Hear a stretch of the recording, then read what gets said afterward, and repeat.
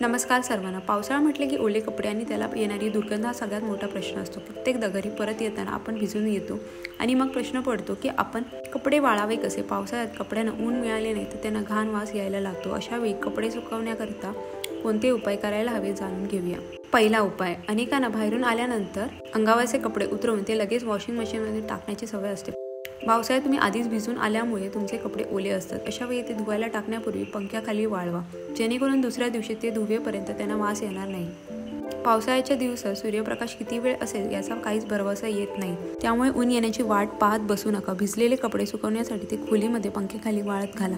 याशिवाय शक्य असल्यास घराची दार खिडक्या उघड्या ठेवा, जेणेकरून घरात हवा खेळती राहून कपडे लवकर सुकतील।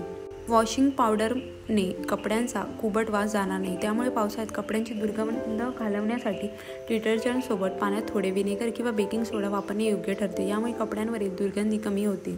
ओले आणि घाणेरडे कपडे खूप दिवस तसेच राहिल्याने त्याला विचित्र वास येतो, त्यामुळे पावसाळ्यात बाहेरून आल्यानंतर अंगावरील कपडे नियमित धुवा आणि वाळत घाला। पावसाळ्याच्या दिवसात कपड्यात किंवा कपडे ठेवण्याच्या बास्केटमध्ये कापूर, डांबर गोळ्या, उदबत्ती किंवा धूपची रिकामी पाकिट अशा सुगंधित वस्तू ठेवा। त्यांच्या सुगंधामुळेही कपाटातील कपड्यांचा कुबट वास जाऊन ते छान फ्रेश वाटते। स्टँडचा सर्वोत्तम वापर करण्यासाठी त्यावर हँगर्स वापरा, यामुळे जास्त कपडे सुकण्यास मदत होईल।